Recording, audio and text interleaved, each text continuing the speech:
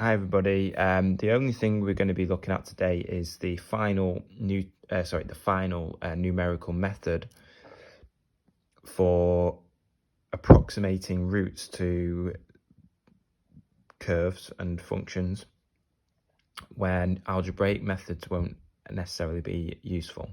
So if you remember, we had iterative sequencing and iterative formulas whereby we would have a starting x value and we would approximate the root by substituting in that x value and repeating the process, and it would get closer and closer to a particular value, which was the root.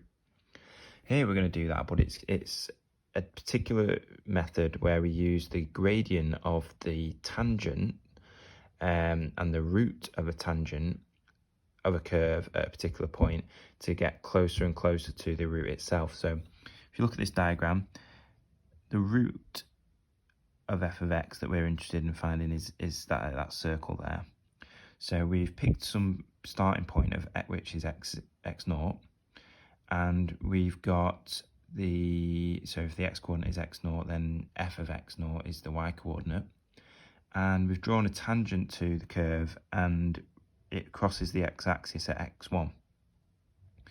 Now, you'll obviously agree that x1 is closer to the root than x0 is, and so we basically repeat this process using the x1, feeding x1 into the equation to get then an x2 value, and so on and so on. And by repeating it and repeating it and repeating it, eventually the root of the tangent will approximate the root of the curve f of x.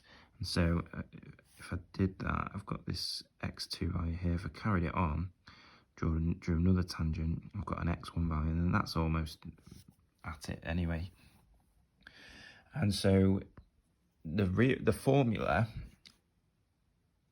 okay, you know that the f dash x is the change in y over the change in x, and we've just got that rearranged to give x1, which would be the next approximation, is equal to the x value of the previous approximation minus the y coordinate of that of the curve at x0 over the gradient of the tangent at x0. And so we've basically got gradient equals change in y over the change in x, and it's rearranged to give us the particular x value, the next x value. And so the formula is rewritten here, and it is given in the formula booklet. So you've got this next approximation equals the first approximation minus f of x over f of dash xn, and you just repeat to approximate the root. So that formula is that rearranged with some algebraic simplification there as well. So example 9, we've got use Newton-Raphson process to approximate the root of f of x equals 0 in the interval 2, 3 for this cubic function. So using x equals 2 as your starting point. So the formulas in the formula booklet, basically you're just going to have to make sure you've got the function itself. You can differentiate the function and then apply the formula. So f dash x is 3x squared take 7.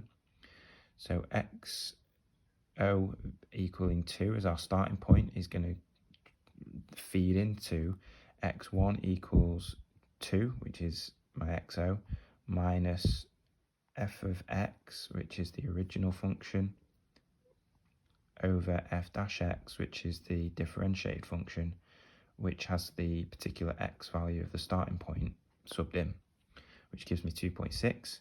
And it's one of those situations where I'll use my answer key on the calculator to then I'll write it out once and then just repeat equals, to get an approximation. So usually you'd be told to state it to 5 decimal places or something like that. I've just picked 5 decimal places, but you get an idea of what's going on. We've got a second approximation, a third approximation, a fourth approximation, 5, 6, and you can see they're agreeing now to more decimal places. So I got to this point where I had x5 is this, x6 is this, and so they both round to the same thing, to 5 decimal places, and so I've stopped there. But you would just take guidance from the question usually. Now, there are some drawbacks to the Newton-Raphson method. So if you're starting approximation, as in your first value of x is where we have a turning point, then you know that at the turning point f dash x equals 0. And so the formula would break down because you couldn't do this part divided by 0. So it's just one of these things you have to be aware of. If the x value that is used to start with is too close to a turning point, or indeed is a turning point, it may not converge on a route. Okay, it may still converge, but it may not converge to the route that you're interested in, so you have to be aware of that as well. And then there is a final condition that you need to be aware of, and again, it'll depend on the function, and you'll have to decide based on the information in the question whether it's going to cause you a problem. But if there's an asymptote, as in a discontinuity in the graph, it may fall down there as well. So really, all I want you to be able to do today is apply the formula to approximate the route. Don't mind too much at this stage about this kind of thing, because it's a really difficult concept to grasp over a video. I would like to spend time in the classroom at some point going over this particular method, but it's there anyway. You get this in the formula booklet. So I'm going to set you a few questions where you are just applying this to approximate the routes, and there may be one little add-on or something relating to this. So not too much for you to get on with today. I hope you're all well.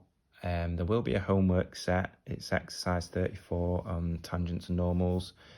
And then on Friday, we'll be getting on to the trig, which is there for you. Okay, cheers.